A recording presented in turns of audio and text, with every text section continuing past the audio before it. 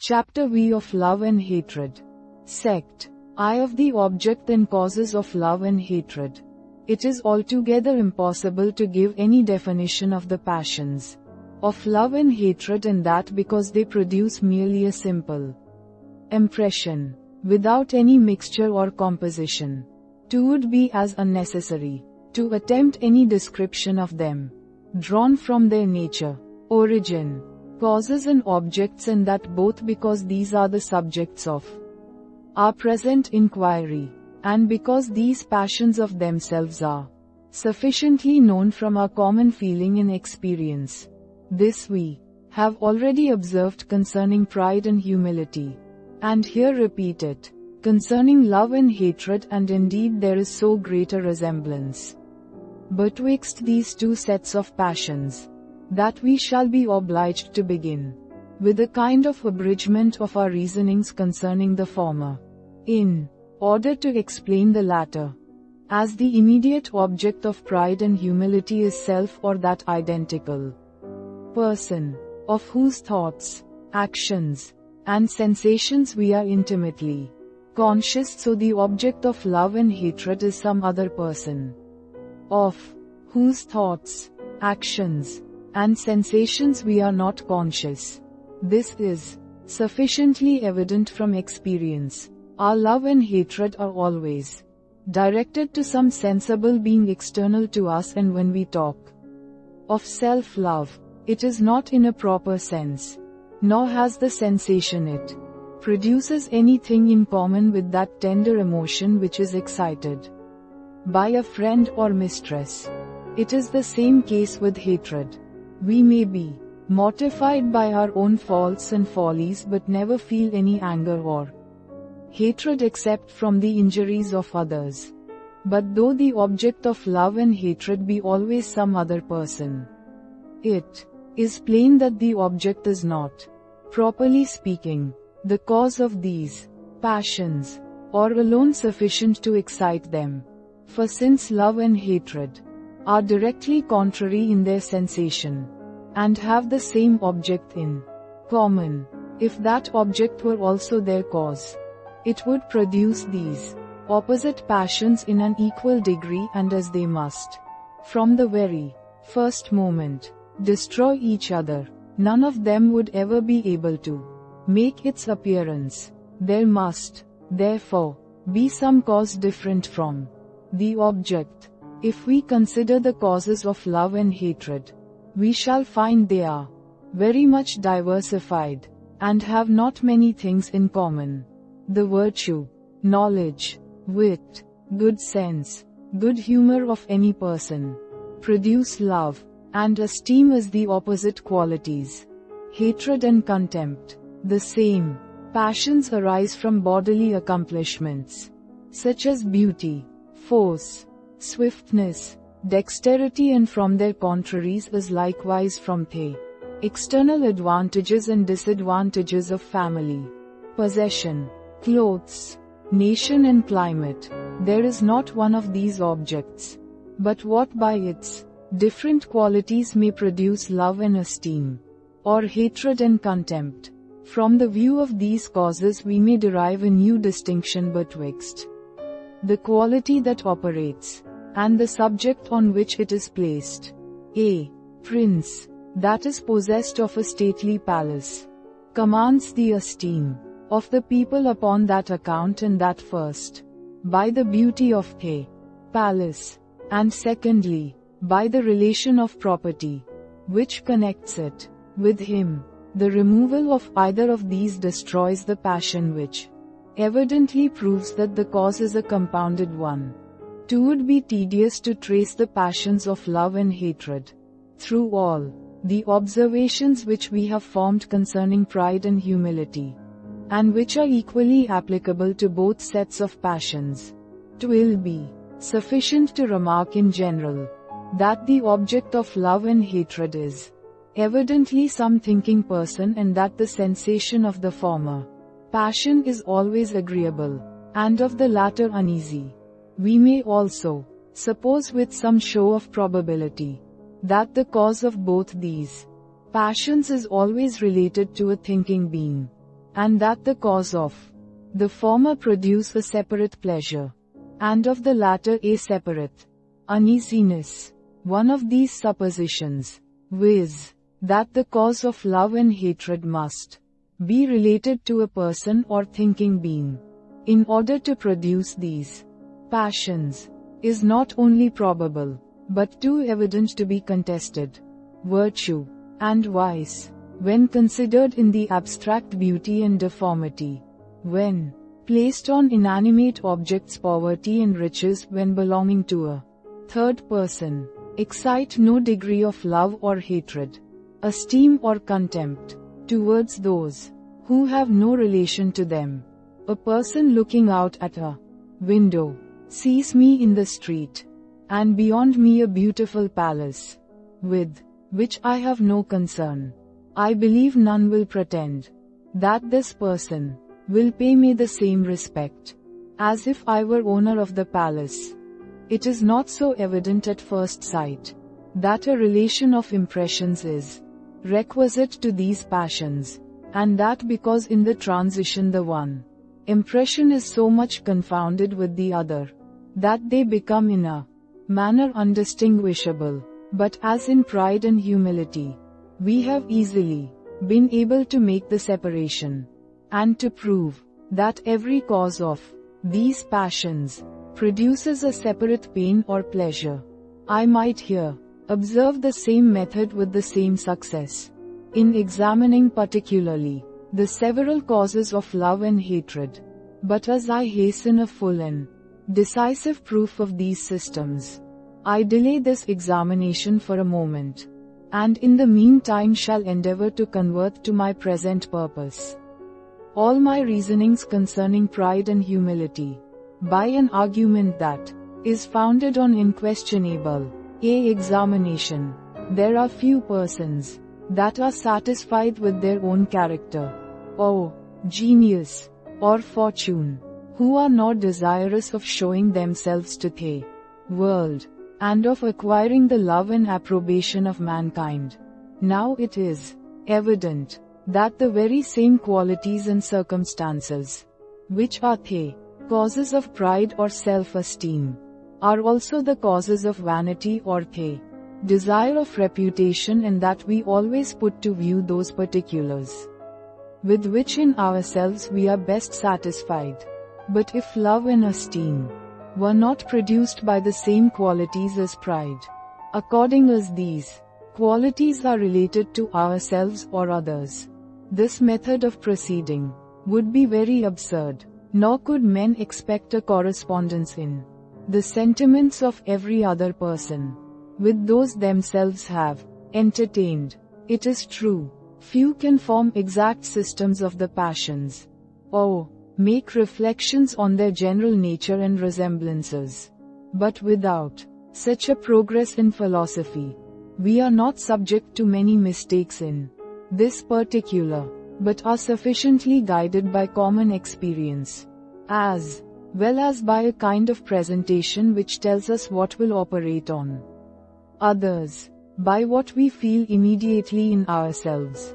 Since then the same qualities that produce pride or humility cause love or hatred, all the arguments that have been employed to prove that the causes of the former passions excite a pain or pleasure independent of the passion, will be applicable with equal evidence to the causes of the latter. Sect. 2 experiments to confirm this system.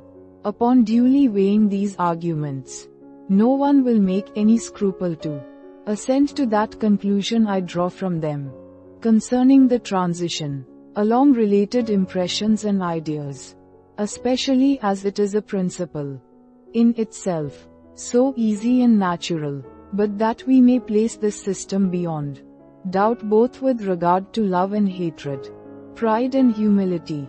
It will be proper to make some new experiments upon all these passions, as well as to recall a few of these observations, which I have formerly touched upon. In order to make these experiments, let us suppose I am in company with a person whom I formerly regarded without any sentiments either of friendship or enmity. Here I have the natural and ultimate object of all. These four passions placed before me.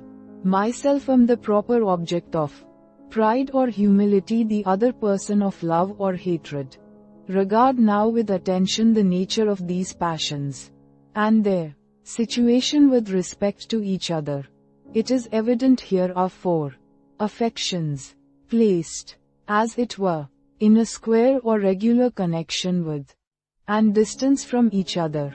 The passions of pride and humility, as well as those of love and hatred, are connected together by the identity of their object, which to the first set of passions is self, to the second some other person. These two lines of communication or connection form two opposite sides of the square. Again, pride and love are agreeable passions, hatred and humility uneasy. This similitude of sensation betwixt pride and love, and that betwixt humility and hatred, form a new connection, and may be considered as the other two sides of the square. Upon the whole, pride is connected with humility, love with hatred, by their objects or ideas. Pride with love, humility with hatred, by their sensations or impressions. I say then, that nothing can produce any of these passions without bearing it a double relation, viz., of ideas to the object of the passion, and of sensation to the passion itself. This we must prove by our experiments. First experiment, to proceed with the greater order. In these experiments, let us first suppose that being placed in the situation above mentioned, viz., in company with some other person, there is an object presented that has no relation either of impressions or ideas to any of these passions. Thus suppose we regard together an ordinary stone or other common object belonging to neither of us, and causing of itself no emotion or independent pain and pleasure. It is evident such an object will produce none of these four passions. Let us try it upon each of them successively. Let us apply it to love, to hatred, to humility, to pride. None of them ever arises in the smallest degree imaginable. Let us change the object as oft as we please, provided still we choose one that has neither of these two relations. Let us repeat the experiment in all the dispositions of which the mind is susceptible. No object, in the vast variety of nature, will, in any disposition, produce any passion without these relations. Second experiment, since an object that wants both these relations can never produce any passion, let us bestow on it only one of these relations and see what will follow. Thus suppose I regard a stone or any common object that belongs either to me or my companion, and by that means acquires a relation of ideas to the object of the passions. It is plain that to consider the matter a priori, no emotion of any kind can reasonably be expected. For besides that a relation of ideas operates secretly and calmly on the mind, it bestows an equal impulse towards the opposite passions of pride and humility, love and hatred, according as the object belongs to ourselves or others, which opposition of the passions must destroy both, and leave the mind perfectly free from any affection or emotion. This reasoning a priori is confirmed by experience. No trivial or vulgar object that causes not a pain or pleasure, independent of the passion, will ever, by its property or other relations either to ourselves or others, be able to produce the affections of pride or humility, love or hatred.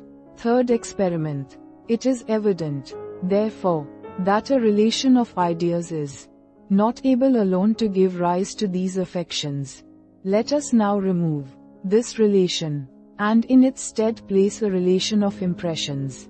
By presenting an object, which is agreeable or disagreeable, but has no relation either to ourself or companion, and let us observe a consequences. To consider the matter first a priori. As in the preceding experiment, we may conclude that the object will have a small, but an uncertain connection with these passions. For besides that this relation is not a cold and imperceptible one, it has not the inconvenience of the relation of ideas, nor directs us with equal force to two contrary passions, which by their opposition destroy each other. But if we consider, on the other hand, that this transition from the sensation to the affection is not forwarded by any principle that produces a transition of ideas, but, on the contrary, that though the one impression be easily transfused into the other, yet the change of objects is supposed contrary to all the principles that cause a transition of that kind, we may from thence infer that nothing will ever be a steady or durable cause of any passion that is connected with the passion merely by a relation of impressions. What our reason would conclude from analogy, after balancing these arguments, would be that an object which produces pleasure or uneasiness, but has no manner of connection either with ourselves or others, may give such a turn to a disposition as that may naturally fall into pride or love, humility or hatred, and search for other objects, upon which by a double relation it can found these affections, but that an object which has only one of these relations, though the most advantageous one, can never give rise to any constant and established passion. Most fortunately, all this reasoning is found to be exactly conformable to experience and the phenomena of the passions. Suppose I were traveling with a companion through a country to which we are both utter strangers. It is evident that if the prospects be beautiful, the roads agreeable, and the inns commodious, this may put me into good humor both with myself and fellow traveler. But as we suppose that this country has no relation either to myself or friend, it can never be the immediate cause of pride or love, and therefore if I found not a passion on some other object that bears either of us a closer relation, my emotions are rather to be considered as the overflowings of an elevate or humane disposition, than as an established passion. The case is the same where the object produces uneasiness. Fourth experiment. Having found that neither an object without any relation of ideas or impressions, nor an object that has only one relation, can ever cause pride or humility, love or hatred, reason alone may convince us, without any farther experiment, that whatever has a double relation must necessarily excite these passions, since it is evident they must have some cause. But to leave as little room for doubt as possible, let us renew our experiments, and see whether the event in this case answers our expectation. I choose an object, such as virtue, that causes a separate satisfaction. On this object I bestow a relation to self, and find that from this disposition of affairs, there immediately arises a passion. But what passion? That very one of pride, to which this object bears a double relation. Its idea is related to that of self, the object of the passion. The sensation it causes resembles the sensation of the passion. That I may be sure I am not mistaken in this experiment, I remove first one relation then another, and find that each removal destroys the passion, and leaves the object perfectly indifferent. But I am not content with this. I make a still farther trial, and instead of removing the relation, I only change it for one of a different kind. I suppose the virtue to belong to my companion, not to myself, and observe what follows from this alteration. I immediately perceive the affections wheel to about, and leaving pride, where there is only one relation, viz. Of impressions, fall to the side of love, where they are attracted by a double relation of impressions and ideas, by repeating the same experiment. In changing a new relation of ideas, I bring the affections back to pride, and by a new repetition I again place them at love or kindness. Being fully convinced of the influence of this relation, I try the effects of the other, and, by changing virtue for vice, convert the pleasant impression, which arises from the former, into the disagreeable one, which proceeds from the latter. The effect still answers expectation.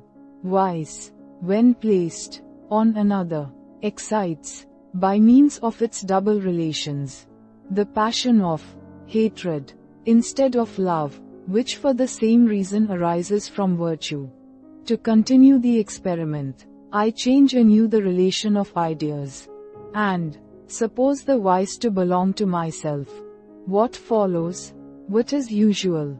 A subsequent change of the passion from hatred to humility.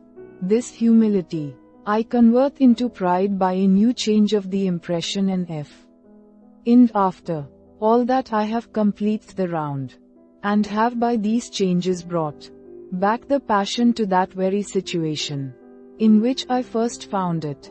But to make the matter still more certain, I alter the object then.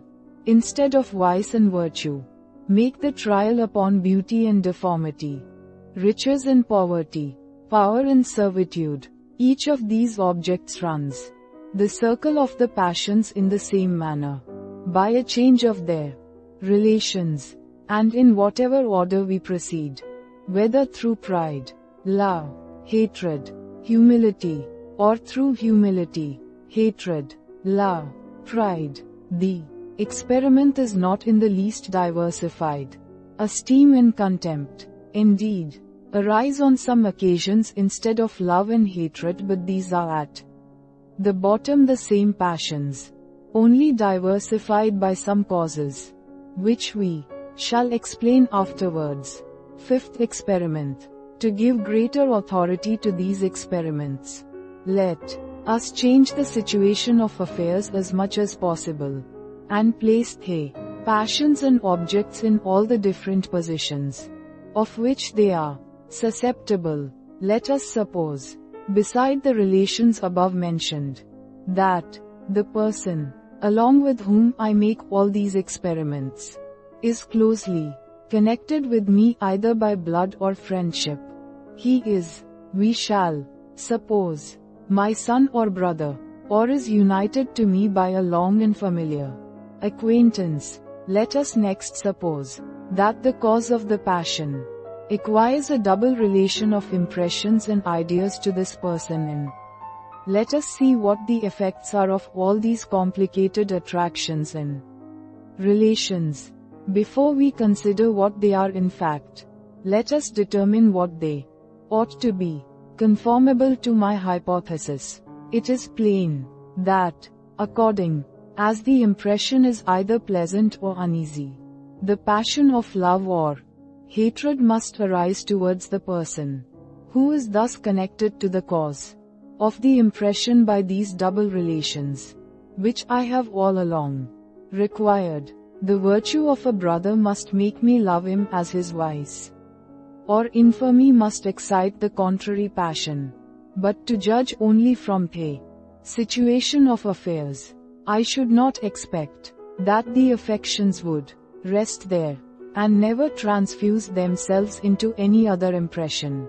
As there is here a person, who by means of a double relation is the object of my passion, the very same reasoning leads me to think the passion will be carried farther. The person has a relation of ideas to myself, according to the supposition the passion, of which he is the object, by being either agreeable or uneasy, has a relation of impressions to pride or humility. It is evident, then, that one of these passions must arise from the love or hatred. This is the reasoning I form in conformity to my hypothesis in Hume. Pleased to find upon trial that everything answers exactly to my expectation. The virtue or vice of a son or brother not only excites love or hatred, but by a new transition from similar causes, gives rise to pride or humility. Nothing causes greater vanity than any shining quality in our relations, as nothing mortifies us more than their vice or infamy. This exact conformity of experience to our reasoning is a convincing proof of the solidity of that hypothesis upon which we reason.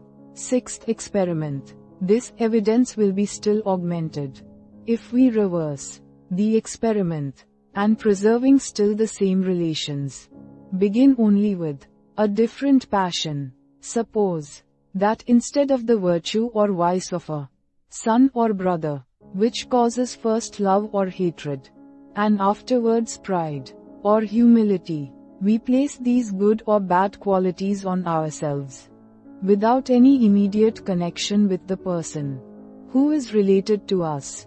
Experience shows us that by this change of situation the whole chain is broke, and that the mind is not conveyed from one passion to another.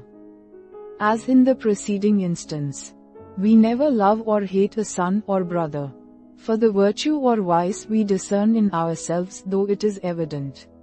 The same qualities in him give us a very sensible pride or humility. The transition from pride or humility to love or hatred is not so natural as from love or hatred to pride or humility. This may at first sight be esteemed contrary to my hypothesis, since the relations of impressions and ideas are in both cases precisely the same. Pride and humility are impressions related to love and hatred. Myself am related to the person.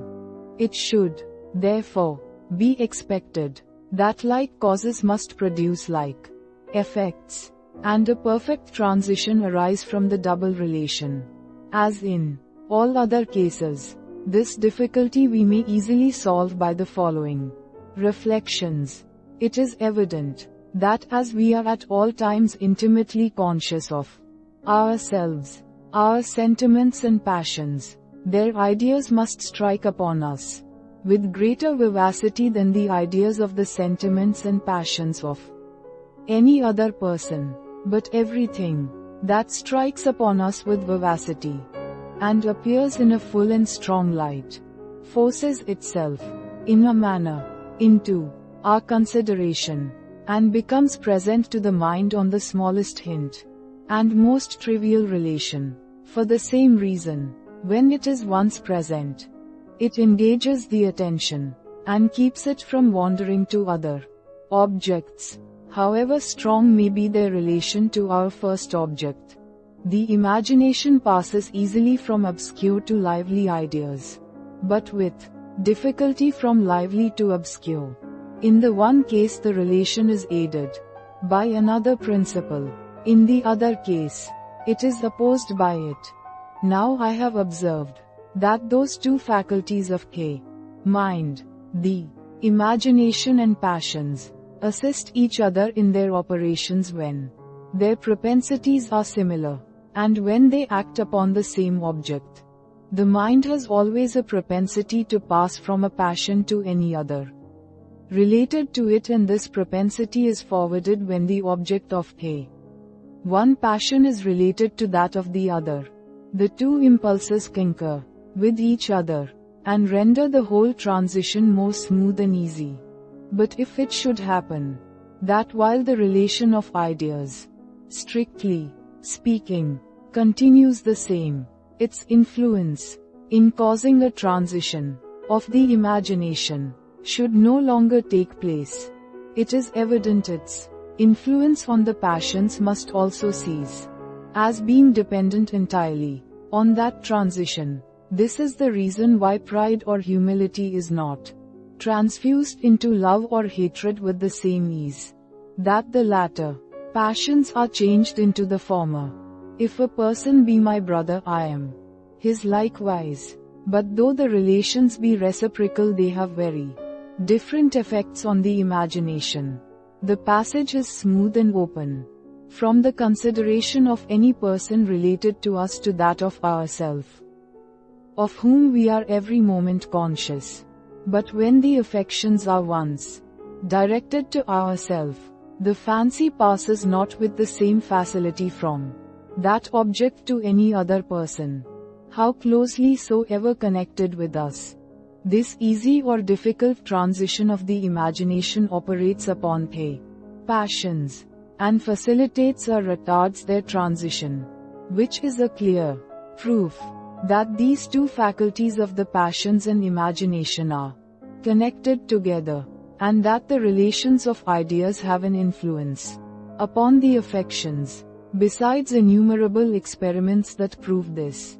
We here find that even when the relation remains, if by any particular circumstance its usual effect upon the fancy in producing an association or transition of ideas is prevented, its usual effect upon the passions in conveying us from one to another is in like manner prevented.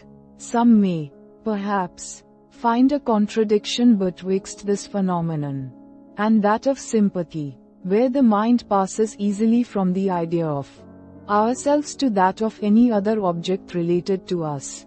But this difficulty will vanish if we consider that in sympathy our own person is not the object of any passion, nor is there anything that fixes our attention on ourselves, as in the present case, where we are supposed to be actuated with pride or humility.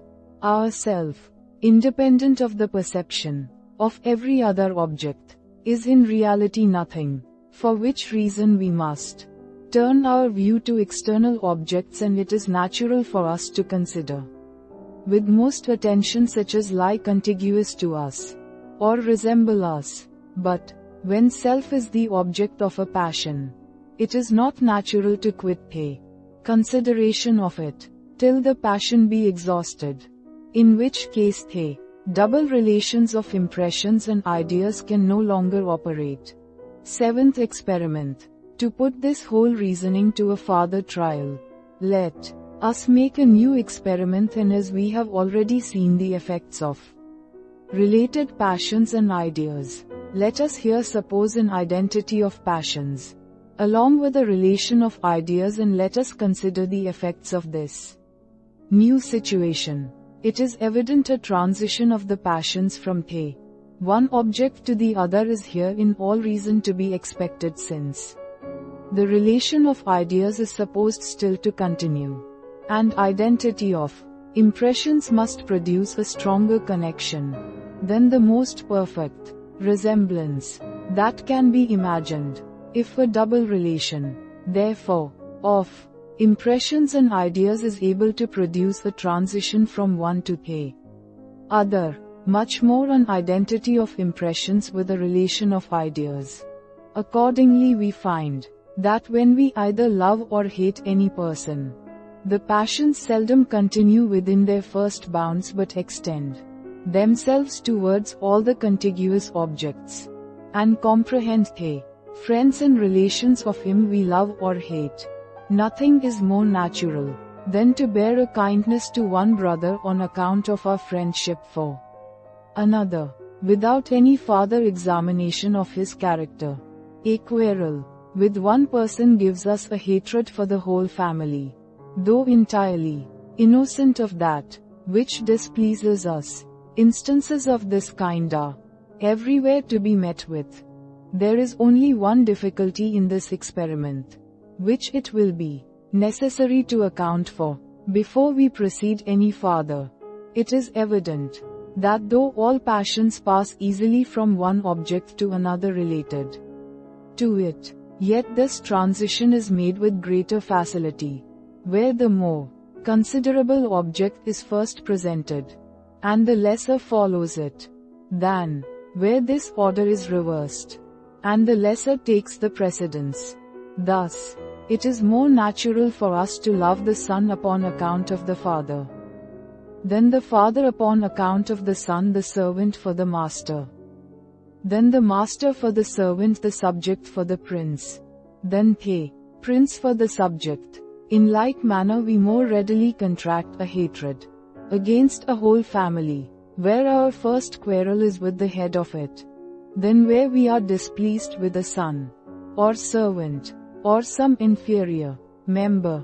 In short, our passions, like other objects, descend with greater facility than they ascend, that we may comprehend, wherein consists the difficulty of explaining this phenomenon.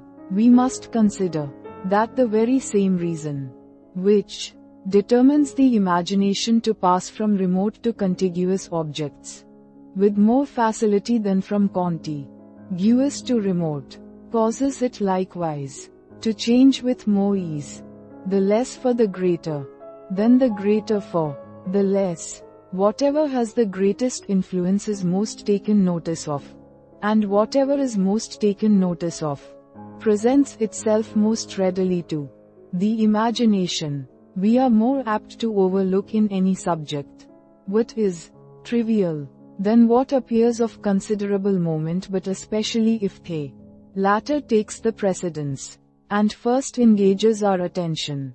Thus, if any accident makes us consider the satellites of Jupiter, our fancy is naturally determined to form the idea of that planet, but if we first reflect on the principal planet, it is more natural for us to overlook its attendants. The mention of the provinces of any empire conveys our thought to the seat of the empire, but the fancy returns not with the same facility to the consideration of the provinces. The idea of the servant makes us think of the master, that of the subject carries our view to the prince, but the same relation has not an equal influence in conveying us back again. And on this is founded that reproach of Cornelia to her sons, that they ought to be ashamed she should be more known by the title of the daughter of Scipio than by that of the mother of the Gracchi. This was, in other words, exhorting them to render themselves as illustrious and famous as their grandfather. Otherwise the imagination of the people, passing from her who was intermediate, and placed in an equal relation to both, would always leave them, and denominate her by what was more considerable and of greater moment. On the same principle is founded that common custom of making wives bear the name of their husbands, rather than husbands that of their wives, as also the ceremony of giving the precedency to those whom we honor and respect. We might find many other instances to confirm this principle, were it not already sufficiently evident. Now, since the fancy finds the same facility in passing from the lesser to the greater, as from remote to contiguous, why does not this easy transition of ideas assist the transition of passions in the former case, as well as in the latter?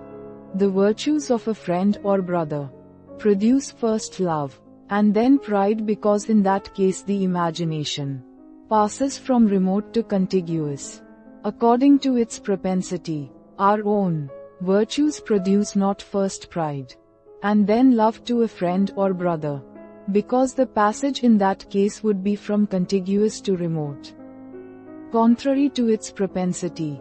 But the love or hatred of an inferior causes not readily any passion to the superior, though that be the natural propensity of the imagination, while the love or hatred of a superior causes a passion to the inferior, contrary to its propensity. In short, the same facility of transition operates not in the same manner upon superior and inferior as upon contiguous and remote. These two phenomena appear contradictory, and require some attention to be reconciled, as the transition of ideas is here made contrary to the natural Propensity of the imagination. That faculty must be overpowered by some stronger principle of another kind, and as there is nothing ever present to the mind but impressions and ideas, this principle must necessarily lie in the impressions. Now it has been observed that impressions or passions are connected only by their resemblance, and that where any two passions place the mind in the same or in similar dispositions, it very naturally passes from the one to the other. As on the contrary, a repugnance in the dispositions produces a difficulty in the transition of the passions, but it is observable that this repugnance may arise from a difference of degree as well as of kind, nor do we experience a greater difficulty in passing suddenly from a small degree of love to a small degree of hatred, than from a small to a great degree of either of these affections. A man, when calm or only moderately agitated, is so different, in every respect, from himself, when disturbed with a violent passion, that no two persons can be more unlike, nor is it easy to pass from the one extreme to the other, without a considerable interval betwixt them. The difficulty is not less, if it be not rather greater, in passing from the strong passion to the weak, than in passing from the weak to the strong, provided the one passion upon its appearance destroys the other, and they do not both of them exist at once. But the case is entirely altered when the passions unite together and actuate the mind at the same time. A weak passion, when added to a strong, makes not so considerable a change in the disposition as a strong when added to a weak, for which reason there is a closer connection betwixt the great degree and the small, than betwixt the small degree and the great. The degree of any passion depends upon the nature of its object, and an affection directed to a person who is considerable in our eyes fills and possesses the mind much more than one which has for its object a person we esteem of less consequence. Here then the contradiction betwixt the propensities of the imagination and passion displays itself. When we turn our thought to a great and a small object, the imagination finds more facility in passing from the small to the great than from the great to the small, but the affections find a greater difficulty. And as the affections are a more powerful principle than the imagination, no wonder they prevail over it, and draw the mind to their side, in spite of the difficulty of passing from the idea of great to that of little. A passion directed to the former produces always a similar passion towards the latter when the great and little are related together.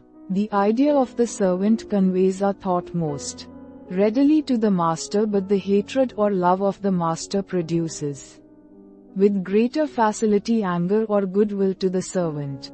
The strongest passion in this case takes the precedence in the addition of a weaker, making no considerable change on the disposition.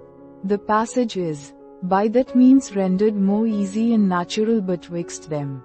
As in the foregoing experiment we found that a relation of ideas, which, by any particular circumstance, ceases to produce its usual effect of facilitating the transition of ideas, ceases likewise to operate on the passions, so in the present experiment we find the same property of the impressions. Two different degrees of the same passion are surely related together, but if the smaller be first present, it has little or no tendency to introduce the greater, and that because the addition of the great to the little produces a more sensible alteration on the temper than the addition of the little to the great. These phenomena, when duly weighed, will be found convincing proofs of this hypothesis, and these proofs will be confirmed If we consider the manner in which the mind here reconciles the contradiction I have observed betwixt the passions and the imagination, the fancy passes with more facility from the less to the greater, than from the greater to the less. But on the contrary, a violent passion produces more easily a feeble than that does a violent. In this opposition, the passion in the end prevails over the imagination, but it is commonly by complying with it, and by seeking another quality, which may counterbalance that principle, from whence the opposition arises. When we love the father or master of a family, we little think of his children or servants.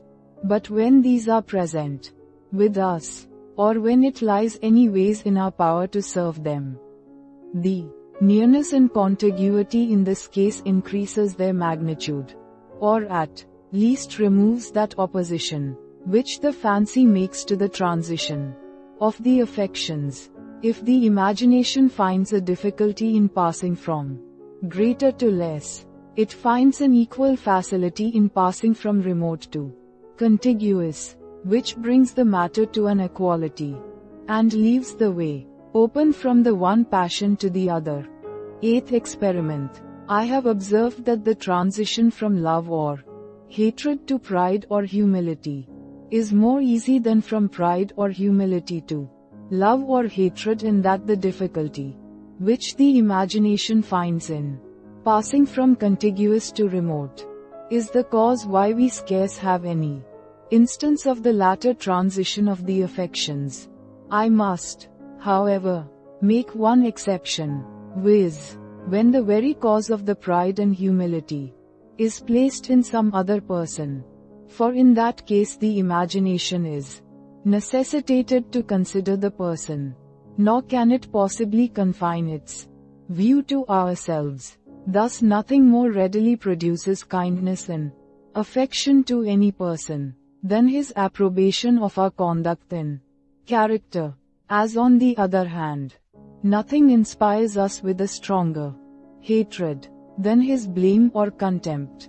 Here it is evident that the original passion is pride or humility, whose object is self, and that this passion is transfused into love or hatred, whose object is some other person, notwithstanding the rule I have already established, that the imagination passes with difficulty from contiguous to remote. But the transition in this case is not made merely on account of the relation betwixt ourselves and the person, but because that very person is the real cause of our first passion, and of consequence is intimately connected with it. It is his approbation that produces pride and disapprobation, humility. No wonder, then, the imagination returns back, again attended with the related passions of love and hatred.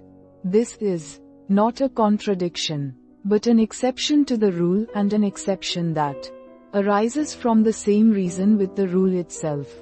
Such an exception as this is, therefore, rather a confirmation of the rule.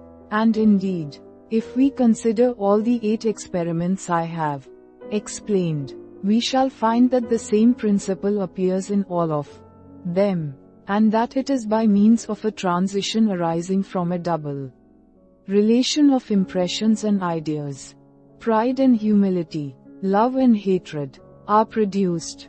An object without one a relation, or two with but one, never produces either of these passions, and it is found that the passion always varies in conformity to the relation.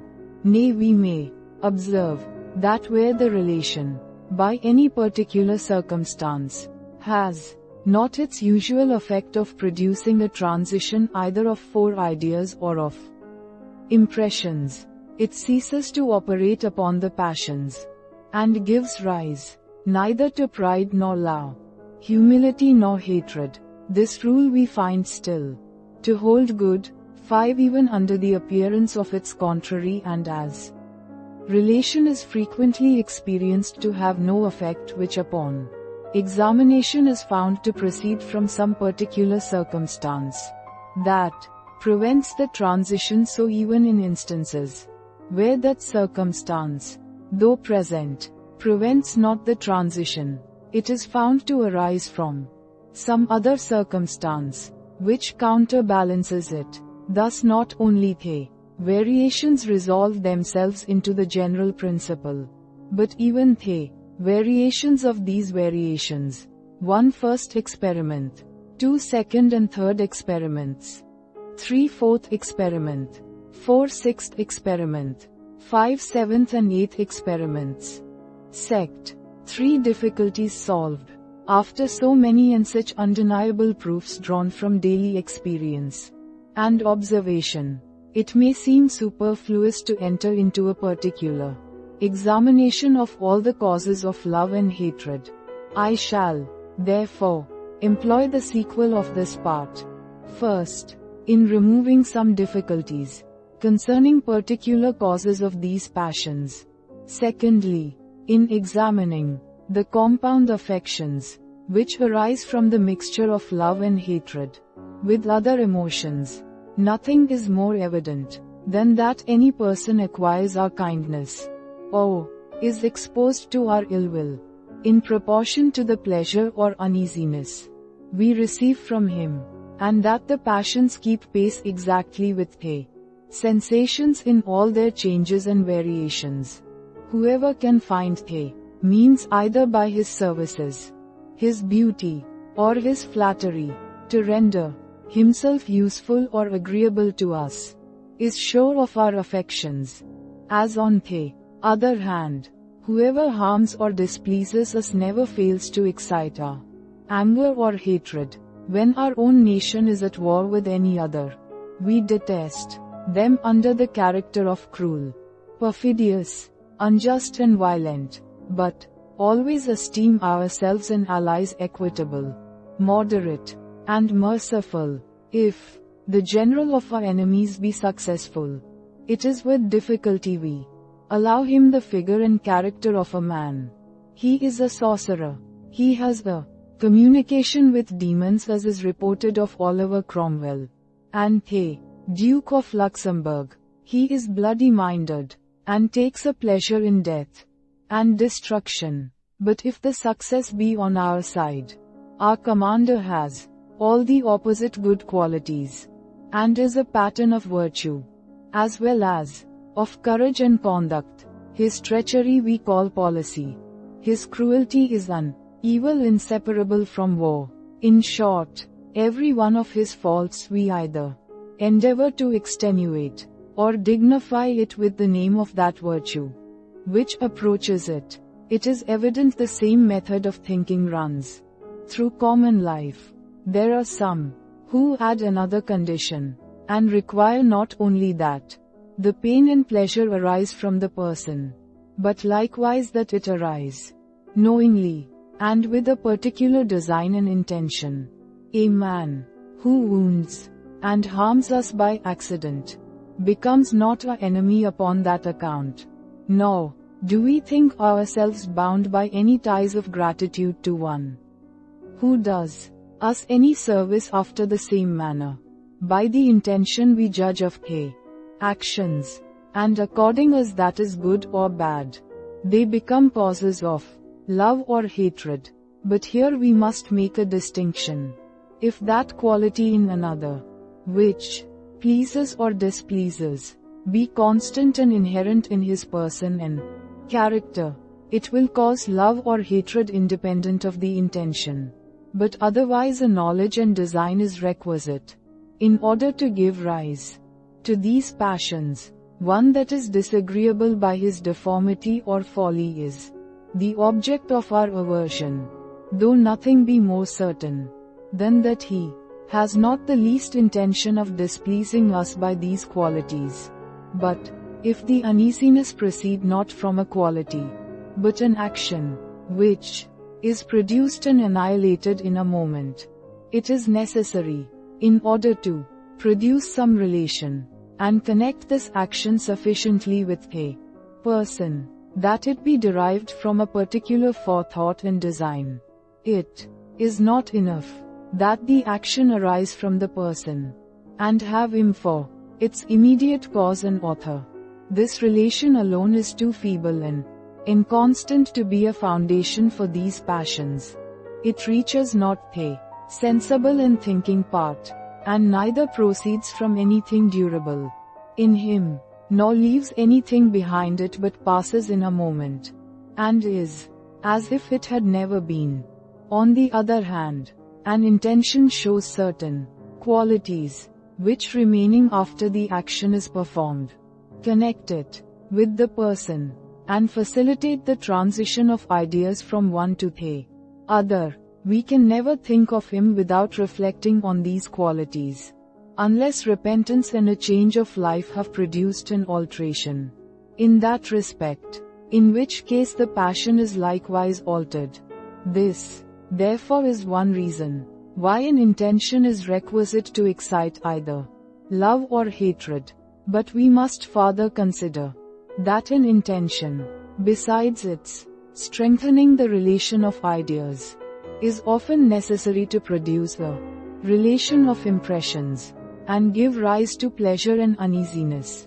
For it is observable that the principal part of an injury is the contempt and hatred which it shows in the person that injures us, and without that, the mere harm gives us a less sensible uneasiness. In like manner, a good office is agreeable, chiefly because it flatters our vanity, and is a proof of the kindness and esteem of the person who performs it. The removal of the intention removes the mortification in the one case, and vanity in the other, and must of course cause a remarkable diminution in the passions of love and hatred. I grant that these effects of the removal of design, in diminishing the relations of impressions and ideas, are not entire, nor able to remove every degree of these relations. But then I ask, if the removal of design be able entirely to remove the passion of love and hatred? Experience, I am sure, informs us of the contrary, nor is there any thing more certain than that men often fall into a violent anger for injuries, which they themselves must own to be entirely involuntary and accidental. This emotion, indeed, cannot be of long continuance, but still is sufficient to show that there is a natural connection betwixt uneasiness and anger, and that the relation of impressions will operate upon a very small relation of ideas.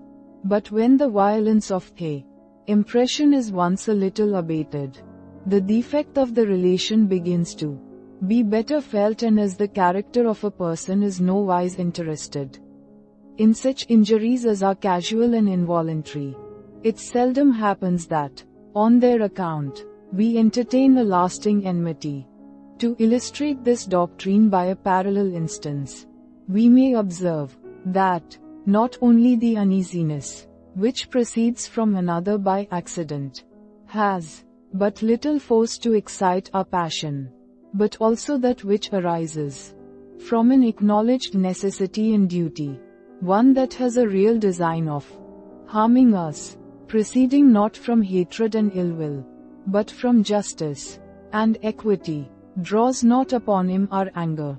If we be in any degree reasonable, notwithstanding he is both the cause and the knowing cause of our sufferings, let us examine a little this phenomenon. It is evident in the first place that this circumstance is not decisive, and though it may be able to diminish the passions, it is seldom it can entirely remove them. How few criminals are there who have no ill will to the person that accuses them, or to the judge that condemns them, even though they be conscious of their own deserts? In like manner, our antagonist in a lawsuit and our competitor for any office are commonly regarded as our enemies, though we must acknowledge, if we would but reflect a moment, that their motive is entirely as justifiable as our own. Besides, we may consider that when we receive harm from any person, we are apt to imagine him criminal. And it is with extreme difficulty we allow of his justice and innocence.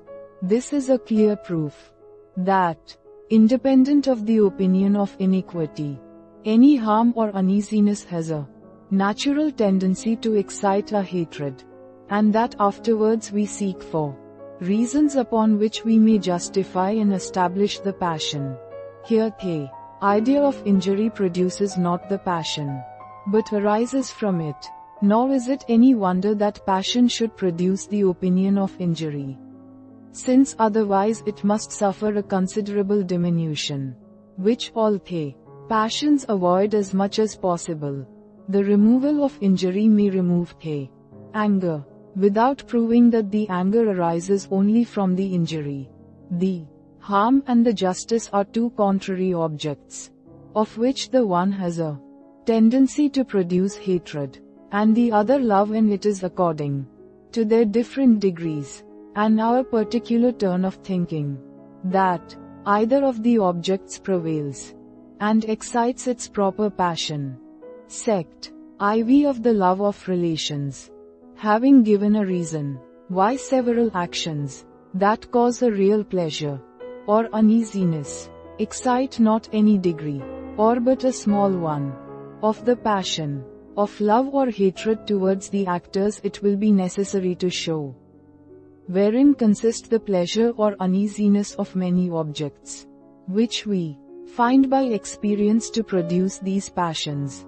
According to the preceding system, there is always required a double relation of impressions and ideas betwixt the cause and effect, in order to produce either love or hatred. But though this be universally true, it is remarkable that the passion of love may be excited by only one relation of a different kind, viz., betwixt ourselves and the object, or, more properly speaking, that this relation is always attended with both the others. Whoever is united to us by any connection is always sure of a share of our love, proportioned to the connection, without inquiring into his other qualities. Thus the relation of blood produces the strongest tie the mind is capable of in the love of parents to their children, and a lesser degree of the same affection.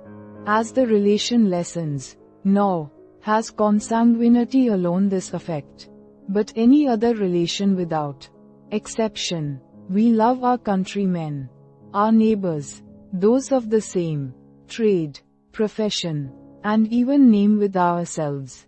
Every one of these relations is esteemed some tie, and gives a title to a share of our affection. There is another phenomenon, which is parallel to this, viz., that acquaintance, without any kind of relation, gives rise to love and kindness. When we have contracted a habitude and intimacy with any person, though in frequenting his company we have not been able to discover any very valuable quality of which he is possessed, yet we cannot forbear preferring him to strangers, of whose superior merit we are fully convinced. These two phenomena of the effects of relation and acquaintance will give mutual light to each other, and may be both explained from the same principle. Those who take a pleasure in declaiming against human nature have observed that man is altogether insufficient to support himself, and that when you loosen all the holds which he has of external objects, he immediately drops down into the deepest melancholy and despair. From this, say they, proceeds that continual search after amusement, in gaming, in hunting, in business, by which we endeavor to forget ourselves, and excite our spirits from the languid state into which they fall. Not sustained by some brisk and lively emotion. 2. This method of thinking I so far agree, that I own the mind to be insufficient of itself to its own entertainment, and that it naturally seeks after foreign objects, which may produce a lively sensation, and agitate the spirits. On the appearance of such an object it awakes, as it were, from a dream. The blood flows with a new tide. The heart is elevated, and the whole man acquires a vigor, which he cannot command in his solitary and calm moments. Hence company is naturally so rejoicing, as presenting the liveliest of all objects, viz., a rational and thinking being like ourselves, who communicates to us all the actions of his mind, makes us privy to his inmost sentiments and affections, and lets us see, in the very instant of their production, all the emotions which are caused by any object. Every lively idea is agreeable, but especially that of a passion, because such an idea becomes a kind of passion, and gives a more sensible agitation to the mind than any other image or conception. This being once admitted, all the rest is easy.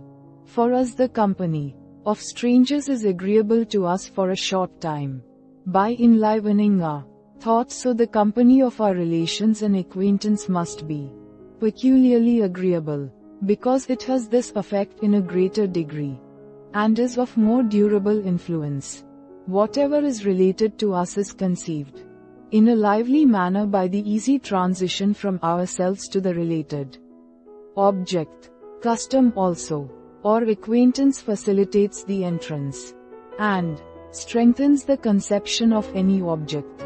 The first case is parallel to our reasonings from cause and effect, the second to education. And as reasoning and education concur only in producing a lively and strong idea of any object, so is this the only particular which is common to relation and acquaintance. This must, therefore, be the influencing quality by which they produce all their common effects, and love or kindness being one of these effects, it must be from the force and liveliness of conception that the passion is derived. Such a conception is peculiarly agreeable, and makes us have an affectionate regard for everything that produces it. When the proper object of kindness and goodwill, it is obvious that people associate together according to their particular tempers and dispositions, and that men of gay tempers naturally love the gay as the serious bear an affection to the serious. This not only happens where they remark this resemblance betwixt themselves and others, but also by the natural course of the disposition, and by a certain sympathy which always arises betwixt similar characters, where they remark the resemblance. It operates after the manner of a relation, by producing a connection of ideas. Where they do not remark it, it operates by some other principle, and if this latter principle be similar to the former, it must be received as a confirmation of the foregoing reasoning. The idea of ourselves is always intimately present to us, and conveys a sensible degree of vivacity to the idea of any other object to which we are related. This lively idea changes by degrees into a real impression, these two kinds of perception being in a great measure the same, and differing only in their degrees of force and vivacity. But this change must be produced with the greater ease that our natural temper gives us a propensity to the same impression which we observe in others, and makes it arise upon any slight occasion. In that case resemblance converts the idea into an impression, not only by means of the relation, and by transfusing the original vivacity into the related idea, but also by presenting such materials as take fire from the least spark. And as in both cases a love or affection arises from the resemblance, we may learn that a sympathy with others is agreeable only by giving an emotion to the spirits, since an easy sympathy and correspondent emotions are alone common to relation, acquaintance, and resemblance. The great propensity men have to pride may be considered as another similar phenomenon. It often happens that after we have lived the considerable time in any city, however at first it might be disagreeable to us, yet as we become familiar with the objects and contact in acquaintance, though merely with the streets and buildings, the aversion diminishes by degrees, and at last changes into the opposite passion.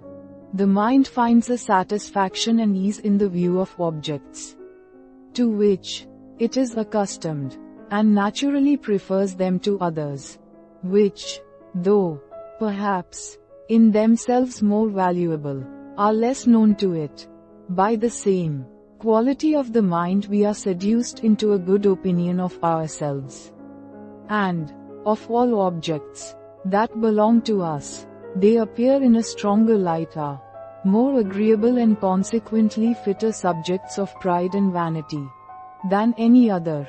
It may not be amiss, in treating of the affection we bear our acquaintance and relations, to observe some pretty curious phenomena which attend it. It is easy to remark in common life that children esteem their relation to their mother to be weakened in a great measure by her second marriage, and no longer regard her with the same eye as if she had continued in her state of widowhood. Nor does this happen only when they have felt any inconveniences from her second marriage, or when her husband is much her inferior, but even without any of these considerations, and merely because she has become part of another family. This also takes place with regard to the second marriage of a father, but in a much less degree, and it is certain the ties of blood are not so much loosened in the latter case as by the marriage of a mother. These two phenomena are remarkable in themselves, but much more so when compared. In order to produce a perfect relation betwixt two objects, it is requisite not only that the imagination be conveyed from one to the other by resemblance, contiguity or causation, but also that it return back from the second to the first with the same ease and facility. At first sight this may seem a necessary and unavoidable consequence. If one object resemble another, the latter object must necessarily resemble the former. If one object be the cause of another, the second object is effect to its cause. It is the same case with contiguity, and therefore, the relation being always reciprocal, it may be thought that the return of the imagination from the second to the first must also, in every case, be equally natural as its passage from the first to the second. But upon further examination we shall easily discover our mistake. For supposing the second object, beside its reciprocal relation to the first, to have also a strong relation to a third object, in that case, the thought, passing from the first object to the second, returns not back with the same facility, though the relation continues the same, but is readily carried on to the third object, by means of the new relation, which presents itself, and gives a new impulse to the imagination. This new relation, therefore, weakens the tie betwixt the first and second objects. The fancy is by its very nature wavering and inconstant, and considers always two objects as more strongly related together, where it finds the passage equally easy both in going and returning, than where the transition is easy only in one of these motions. The double motion is a kind of a double tie, and binds the objects together in the closest and most intimate manner. The second marriage of a mother breaks not the relation of child and parent, and that relation suffices to convey my imagination from myself to her with the greatest ease and facility. But after the imagination is arrived at this point of view, it finds its object to be surrounded with so many other relations, which challenge its regard, that it knows not which to prefer, and is at a loss what new object to pitch upon. The ties of interest and duty bind her to another family, and prevent that return of the fancy from her to myself, which is necessary to support the union. The thought has no longer the vibration requisite to set it perfectly at ease, and indulge its inclination to change. It goes with facility, but returns with difficulty, and by that interruption finds the relation much weakened from what it would be were the passage open and easy on both sides.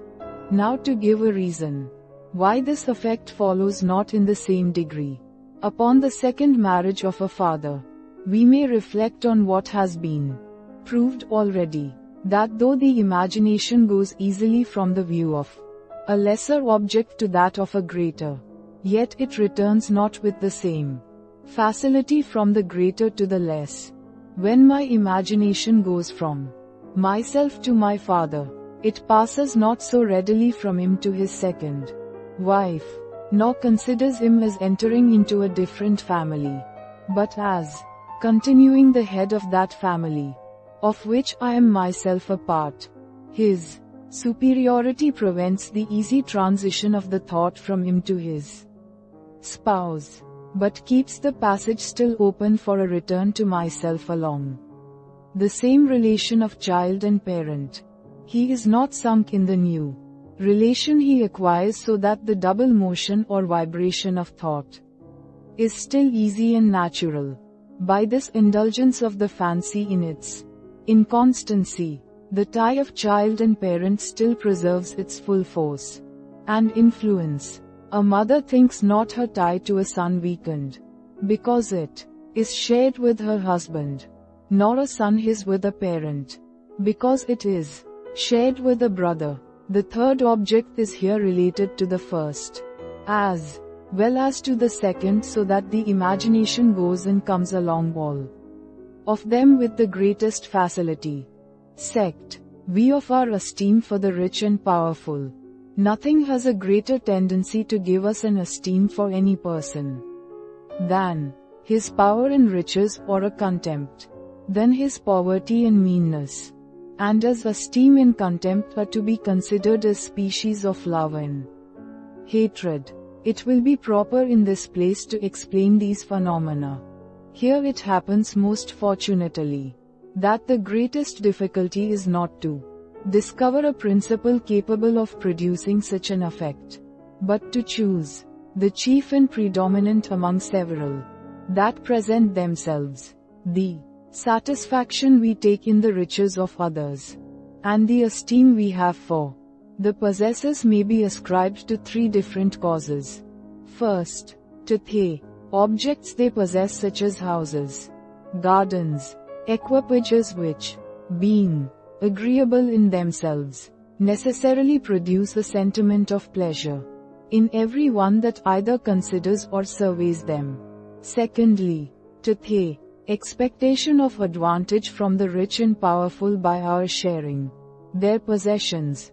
Thirdly, to sympathy, which makes us partake of the satisfaction of everyone that approaches us. All these principles may concur in producing the present phenomenon. The question is, to which of them we ought principally to ascribe it. It is certain that the first principle, viz., the reflection on agreeable objects, has a greater influence than what, at first sight, we may be apt to imagine. We seldom reflect on what is beautiful or ugly, agreeable or disagreeable, without an emotion of pleasure or uneasiness, and though these sensations appear not much in our common, indolent way of thinking, it is easy, either in reading or conversation, to discover them. Men of wit always turn the discourse on subjects that are entertaining to the imagination, and poets never present any objects but such as are of the same nature. Mr. Phillips has chosen cider for the subject of an excellent poem. beer would not have been so proper, as being neither so agreeable to the taste nor eye. But he would certainly have preferred wine to either of them.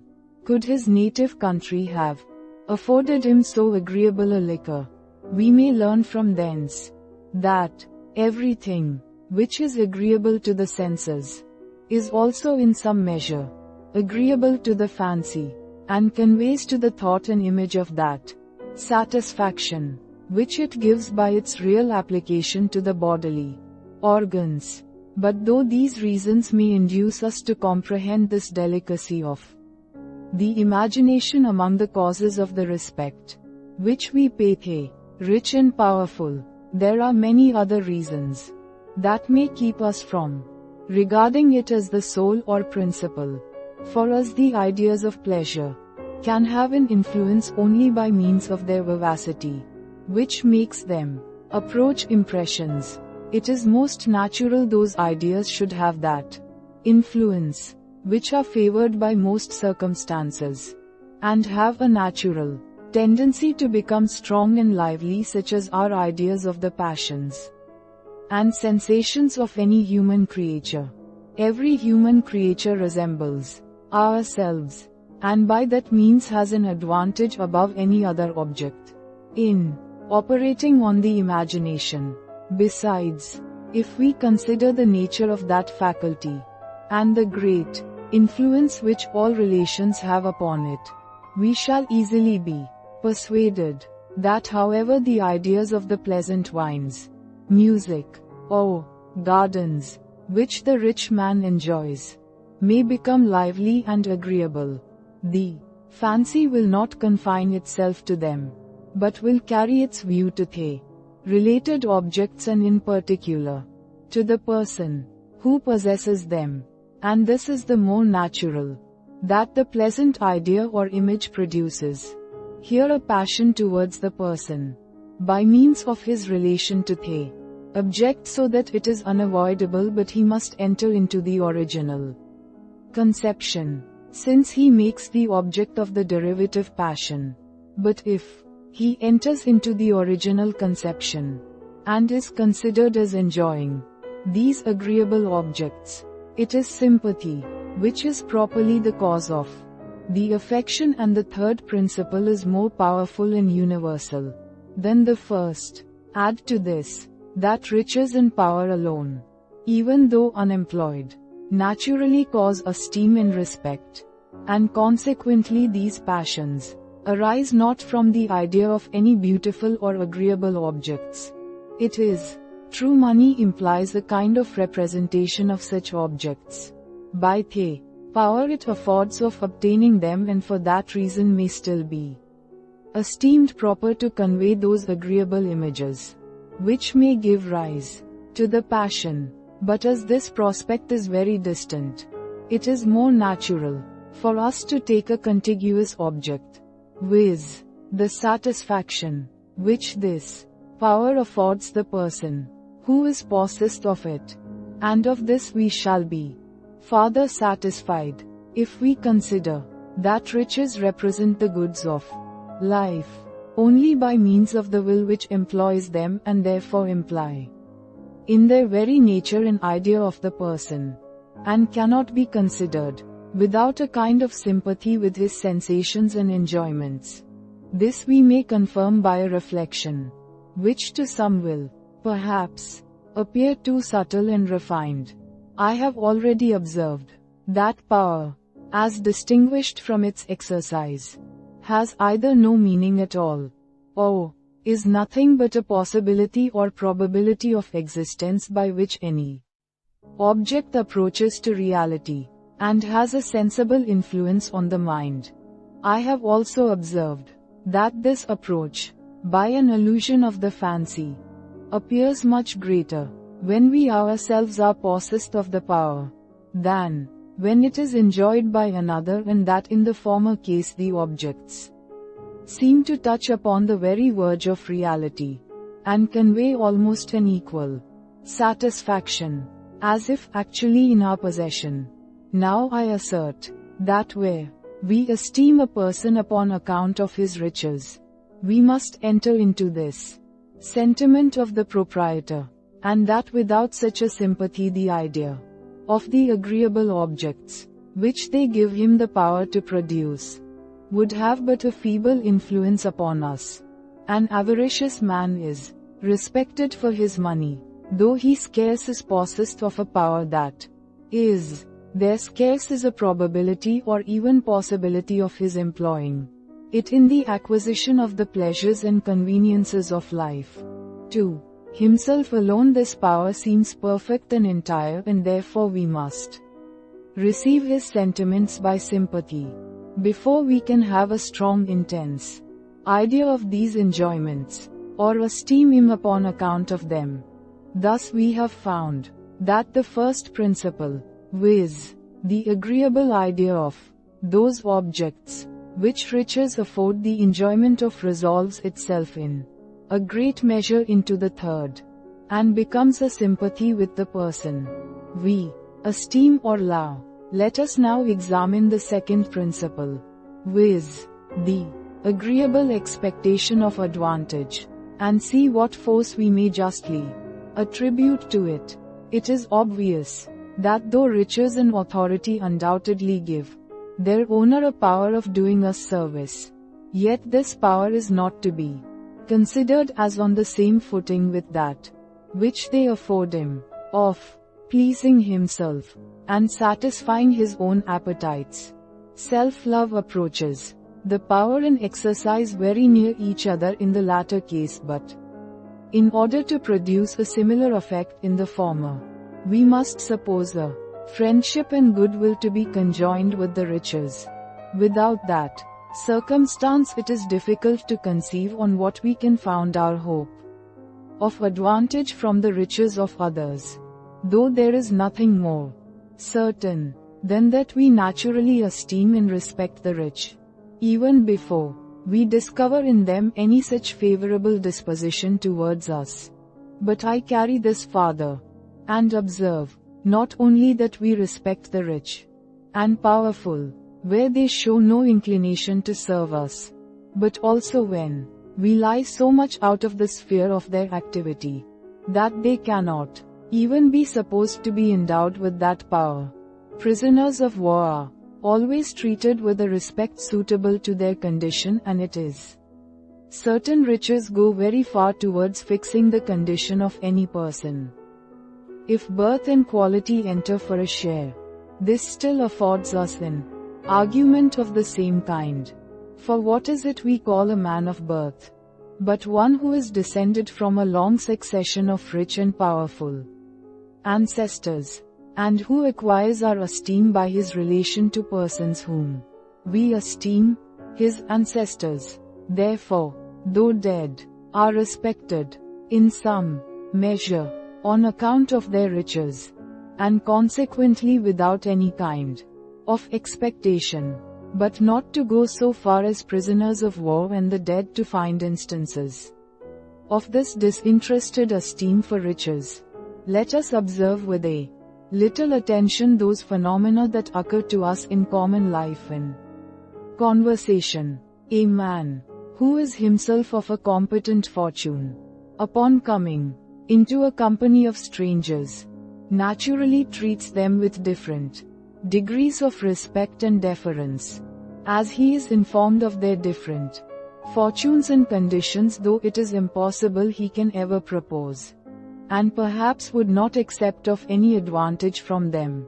A traveler is always admitted into company, and meets with civility, in proportion as his train and equipage speak him a man of great or moderate fortune. In short, the different ranks of men are, in a great measure, regulated by riches, and that with regard to superiors as well as inferiors, strangers as well as acquaintance. There is, indeed, an answer to these arguments, drawn from the influence of general rules. It may be pretended that being accustomed to expect succor and protection from the rich and powerful, and to esteem them upon that account, we extend the same sentiments to those who resemble them in their fortune, but from whom we can never hope for any advantage. The general rule still prevails. And by giving a bent to the imagination draws along the passion, in the same manner as if its proper object were real and existent. But that this principle does not here take place, will easily appear, if we consider that in order to establish a general rule, and extend it beyond its proper bounds, there is required a certain uniformity in our experience, and a great superiority of those instances which are conformable to the rule. Above the contrary, but here the case is quite otherwise. Of 100 men of credit and fortune I meet with, there is not, perhaps, one from whom I can expect advantage, so that it is impossible any custom can ever prevail in the present case. Upon the whole, there remains nothing which can give us an esteem for power and riches, and a contempt for meanness and poverty, except the principle of sympathy, by which we enter into the sentiments of the rich and poor, and partake of their pleasure and uneasiness. Riches give satisfaction to their possessor, and this satisfaction is conveyed to the beholder by the imagination, which produces an idea resembling the original impression in force and vivacity. This agreeable idea or impression is connected with love, which is an agreeable passion. It proceeds from a thinking conscious being, which is the very object of love. From this relation of impressions and identity of ideas, the passion arises. According to my hypothesis, the best method of reconciling us to this opinion is to take a general survey of the universe, and observe the force of sympathy through the whole animal creation, and the easy communication of sentiments from one thinking being to another, in all creatures that prey not upon others, and are not agitated with violent passions. There appears a remarkable desire of company, which associates them together, without any advantages they can ever propose to reap from their union. This is still more conspicuous in man, as being the creature of the universe, who has the most ardent desire of society, and is fitted for it by the most advantages. We can form no wish which has not a reference to society. A perfect solitude is, perhaps, the greatest punishment we can suffer. Every pleasure languishes when enjoyed apart from company, and every pain becomes more cruel and intolerable. Whatever other passions we may be actuated by pride, ambition, avarice, curiosity, revenge or lust, the sole or animating principle of them all is sympathy, nor would they have any force, were we to abstract entirely from the thoughts and sentiments of others. Let all the powers and elements of nature conspire to serve and obey one man. Let the sun rise and set at his command. The sea and rivers roll as he pleases, and the earth furnish spontaneously whatever may be useful or agreeable to him. He will still be miserable till you give him some one person at least, with whom he may share his happiness, and whose esteem and friendship he may enjoy. This conclusion from a general view of human nature we may confirm by particular instances, wherein the force of sympathy is very remarkable. Most kinds of beauty are derived from this origin, and though our first object be some senseless inanimate piece of matter, it is seldom we rest there, and carry not our view to its influence on sensible and rational creatures. A man who shows us any house or building takes particular care among other things to point out the convenience of the apartments, the advantages of their situation, and the little room lost in the stairs, antechambers and passages, and indeed it is evident the chief part of the beauty consists in these particulars. The observation of Convenience gives pleasure, since convenience is a beauty. But after what manner does it give pleasure? It is certain our own interest is not in the least concerned in as this is a beauty of interest, not of form, so to speak. It must delight us merely by communication, and by our sympathizing with the proprietor of the lodging. We enter into his interest by the force of imagination, and feel the same satisfaction that the objects naturally occasion in him. This observation extends to tables, chairs, scrutoirs, chimneys, coaches, saddles, ploughs, and indeed to every work of art, it being an universal rule that their beauty is chiefly derived from their utility, and from their fitness for that purpose to which they are destined. But this is an advantage that concerns only the owner, nor is there any thing but sympathy which can interest the spectator. It is evident that nothing renders a field more agreeable than its fertility, and that scarce any advantages of ornament or situation will be able to equal this beauty. It is the same case with particular trees and plants as with the field on which they grow. I know not but a plain, overgrown with furze and broom, may be, in itself, as beautiful as a hill covered with vines or olive trees, though it will never appear so to one who is acquainted with the value of each. But this is a beauty merely of imagination, and has no foundation in what appears to the senses. Fertility and value have a plain reference to use in that to riches, joy, and plenty, in which though we have no hope of partaking, yet we enter into them by the vivacity of the fancy, and share them, in some measure, with the proprietor. There is no rule in painting more reasonable than that of balancing figures, and placing them with the greatest exactness on their proper centers of gravity. A figure which is not justly balanced is disagreeable, and that because it conveys the ideas of its fall, of harm, and of pain, which ideas are painful when by sympathy they acquire any degree of force and vivacity. Add to this, that the principal part of personal beauty is an air of health and vigor, and such a construction of members as promises strength and activity. This idea of beauty cannot be accounted for but by sympathy.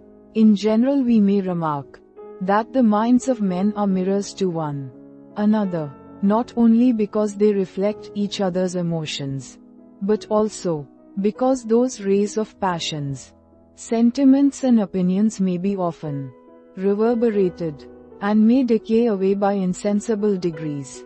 Thus the pleasure which a rich man receives from his possessions, being thrown upon the beholder, causes a pleasure and esteem which sentiments again, being perceived and sympathized with, increase the pleasure of the possessor, and being once more reflected, become a new foundation for pleasure and esteem in the beholder. There is certainly an original satisfaction in riches derived from that power which they bestow, of enjoying all the pleasures of life, and as this is their very nature in essence, it must be the first source of all the passions which arise from them. One of the most considerable of these passions is that of love or esteem in others, which therefore proceeds from a sympathy with the pleasure of the possessor. But the possessor has also a secondary satisfaction in riches arising from the love and esteem he acquires by them, and this satisfaction is nothing but a second reflection of that original pleasure which proceeded from himself. This secondary satisfaction or vanity becomes one of the principal recommendations of riches, and is the chief reason why we either desire them for ourselves, or esteem them in others.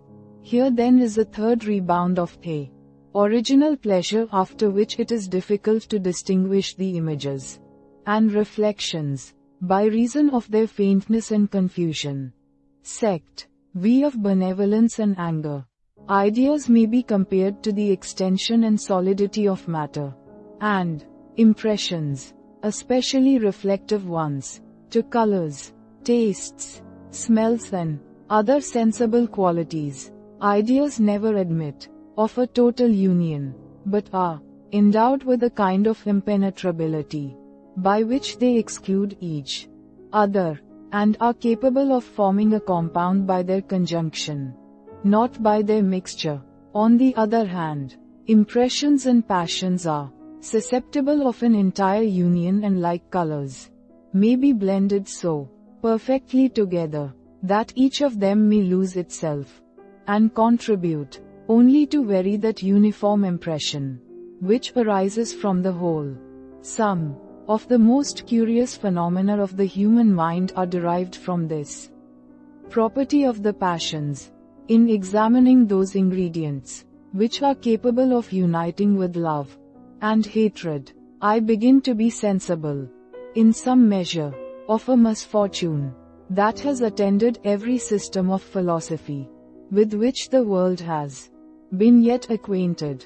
It is commonly found that in accounting for the operations of nature by any particular hypothesis among a number of experiments that quadrate exactly with the principles we would endeavor to establish, there is always some phenomenon which is more stubborn and will not so easily bend to our purpose.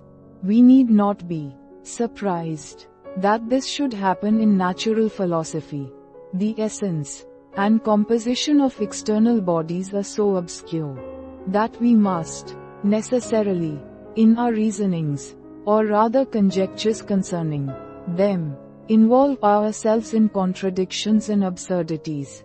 But as the perceptions of the mind are perfectly known, and I have used all imaginable caution in forming conclusions concerning them, I have always hoped to keep clear of those contradictions which have attended every other system. Accordingly, the difficulty which I have at present in my eye is nowise contrary to my system, but only departs a little from that simplicity which has been hitherto its principal force and beauty.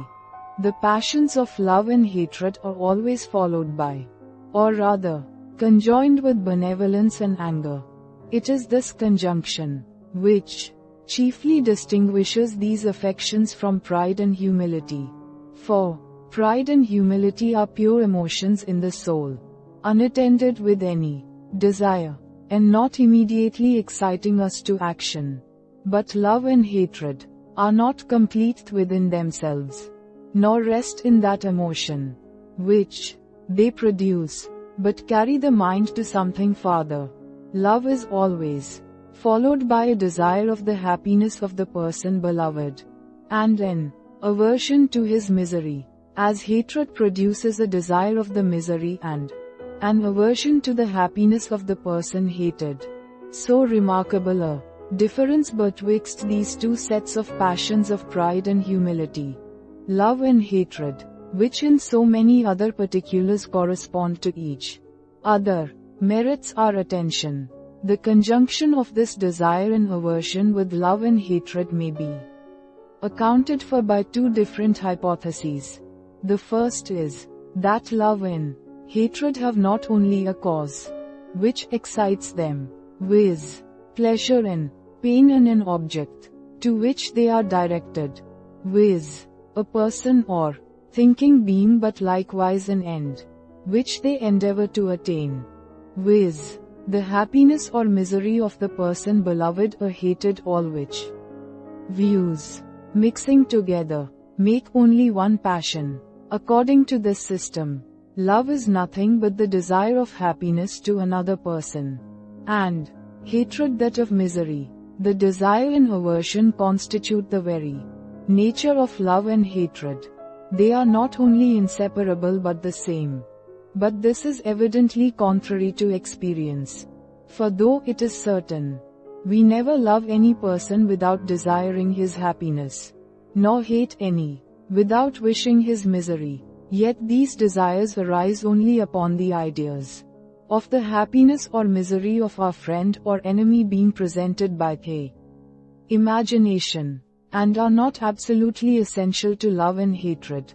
They are the most obvious and natural sentiments of these affections, but not the only ones. The passions may express themselves in 100 ways, and may subsist a considerable time, without our reflecting on the happiness or misery of their objects, which clearly proves that these desires are not the same with love and hatred, nor make any essential part of them. We may, therefore, infer that benevolence and anger are passions, different from love and hatred, and only conjoined with them by the original constitution of the mind, as nature has given to the body certain appetites and inclinations, which she increases, diminishes, or changes according to the situation of the fluids or solids. She has proceeded in the same manner with the mind, according as we are possessed with love or hatred. The correspondent desire of the happiness or misery of the person who is the object of these passions arises in the mind, and varies with each variation of these opposite passions. This order of things, abstractedly considered, is not necessary. Love and hatred might have been unattended with any such desires, or their particular connection might have been entirely reversed. If nature had so pleased, love might have had the same effect as hatred, and hatred as love. I see no contradiction in supposing a desire of producing misery annexed to love, and of happiness to hatred. If the sensation of the passion and desire be opposite, nature could have altered the sensation, without altering the tendency of the desire, and by that means made them compatible with each other. Sect 7 of Compassion. But though the desire of the happiness or misery of others, according to the love or hatred we bear them, be an arbitrary and original instinct implanted in our nature, we find it may be counterfeited on many occasions, and may arise from secondary principles. Pity is a concern for, and malice a joy in the misery of others, without any friendship or enmity to occasion this concern or joy. We pity even strangers, and such as are perfectly indifferent to us. And if our ill will to another proceed from any harm or injury, it is not, properly speaking, malice, but revenge. But if we examine these affections of pity and malice, we shall find them to be secondary ones, arising from original affections, which are varied by some particular turn of thought and imagination. It will be easy to explain the passion of pity. From the precedent reasoning concerning sympathy, we have a lively idea of everything related to us. All human creatures are related to us by resemblance. Their persons, therefore, their interests, their passions, their pains, and pleasures must strike upon us in a lively manner, and produce an emotion similar to the original one, since a lively idea is easily converted into an impression. If this be true in general, it must be more so of affliction and sorrow. These have always a stronger and more lasting influence than any pleasure or enjoyment. A spectator of a tragedy passes through a long train of grief, terror, indignation, and other affections, which the poet represents in the persons he introduces.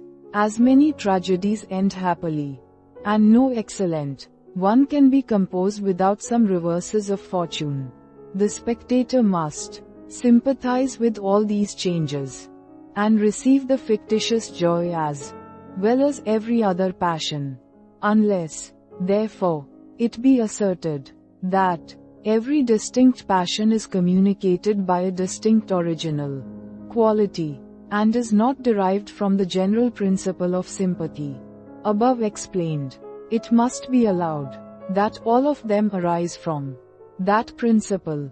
To accept any one in particular must appear highly unreasonable, as they are all first present in the mind of one person, and afterwards appear in the mind of another, and as the manner of their appearance, first as an idea, then as an impression, is in every case the same. The transition must arise from the same principle. I am, at least, sure that this method of reasoning would be considered as certain, either in natural philosophy or common life. Add to this, that pity depends, in a great measure, on the contiguity, and even sight of the object, which is a proof that it is derived from the imagination, not to mention that women and children are most subject to pity, as being most guided by that faculty. The same infirmity, which makes them faint at the sight of a naked sword, though in the hands of their best friend, makes them pity extremely those whom they find in any grief or affliction. Those philosophers who derive this passion from I know not what subtle reflections on the instability of fortune, and our being liable to the same miseries we behold, will find this observation contrary to them among a great many others, which it were easy to produce. There remains only to take notice of a pretty remarkable phenomenon of this passion, which is that the communicated passion of sympathy sometimes acquires strength from the weakness of its original, and even arises by a transition from affections which have no existence. Thus, when a person obtains any honorable office, or inherits a great fortune, we are always the more rejoiced for his prosperity, the less sense he seems to have of it, and the greater equanimity and indifference he shows in its enjoyment. In like manner, a man who is not dejected by misfortunes is the more lamented on account of his patience, and if that virtue extends so far as utterly to remove all sense of uneasiness, it still farther increases our compassion. When a person of merit falls into what is vulgarly esteemed a great misfortune, we form a notion of his condition, and carrying our fancy from the cause to the usual effect, first conceive a lively idea of his sorrow, and then feel an impression of it, entirely overlooking that greatness of mind which elevates him above such emotions, or only considering it so far as to increase our admiration, love and tenderness for him. We find, from experience, that such a degree of passion is usually connected with such a misfortune, and though there be an exception in the present case, yet the imagination is affected by the general rule, and makes us conceive a lively idea of the passion, or rather feel the passion itself, in the same manner, as if the person were really actuated by it. From the same principles we blush for the conduct of those who behave themselves foolishly before us, and that though they show no sense of shame, nor seem in the least conscious of their folly, all this proceeds from sympathy, but it is of a partial kind, and views its objects only on one side, without considering the other, which has a contrary effect, and would entirely destroy that emotion which arises from the first appearance. We have also instances wherein an indifference and insensibility under misfortune increases our concern for the misfortunate, even though the indifference proceed not from any virtue and magnanimity. It is an aggravation of a murder, that it was committed upon persons asleep and in perfect security, as historians readily observe of any infant prince who is captive in the hands of his enemies. That he is the more worthy of compassion the less sensible he is of his miserable condition. As we Ourselves are here acquainted with the wretched situation of the person. It gives us a lively idea and sensation of sorrow, which is the passion that generally attends it, and this idea becomes still more lively, and the sensation more violent by a contrast with that security in indifference, which we observe in the person himself. A contrast of any kind never fails to affect the imagination, especially when presented by the subject. Then it is on the imagination that pity entirely depends.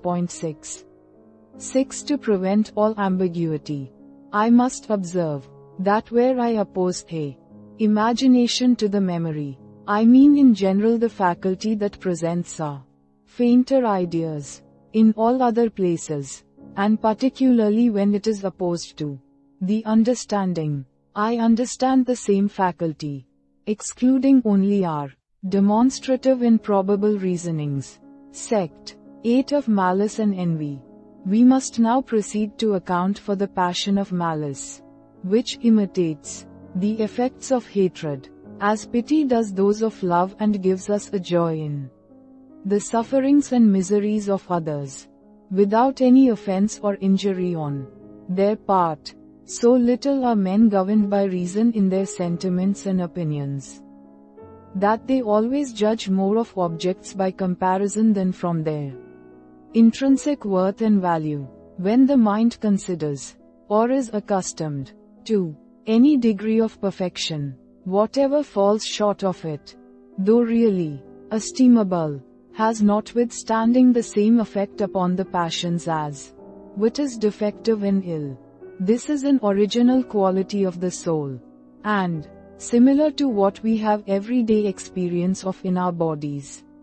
Let a man heat one hand and cool the other, the same water will, at the same time, seem both hot and cold, according to the disposition of the different organs. A small degree of any quality, succeeding a greater, produces the same sensation, as if less than it really is, and even sometimes as the opposite quality. Any gentle pain that follows a violent one seems as nothing, or rather becomes a pleasure, as on the other hand a violent pain, succeeding a gentle one, is doubly grievous and uneasy. This no one can doubt of with regard to our passions and sensations. But there may arise some difficulty with regard to our ideas and objects. When an object augments or diminishes to the eye or imagination from a comparison with others, the image and idea of the object are still the same, and are equally extended in the retina, and in the brain or organ of perception. The eyes refract the rays of light, and the optic nerves convey the images to the brain in the very same manner. Whether a great or small object has preceded, nor does even the imagination alter the dimensions of its object on account of a comparison with others. The question then is, how from the same impression and the same idea we can form such different judgments concerning the same object, and at one time admire its bulk, and at another despise its littleness. This variation in our judgments must certainly proceed from a variation in some perception, but as the variation lies not in the immediate impression or idea of the object, it must lie in some other impression that accompanies it. In order to explain this matter, I shall just touch upon two principles, one of which shall be more fully explained in the progress of this treatise, the other has been already accounted for. I believe it may safely be established for a general maxim, that no object is presented to the senses, no image formed in the fancy, but what is accompanied with some emotion or movement of spirits proportioned to it, and however custom may make us insensible of this sensation and cause us to confound it with the object or idea. It will be easy, by careful and exact experiments, to separate and distinguish them. For to instance only in the cases of extension and number it is evident that any very bulky object, such as the ocean, an extended plain, a vast chain of mountains, a wide forest, or any very numerous collection of objects, such as an army, a fleet, a crowd, excite in the mind a sensible emotion, and that the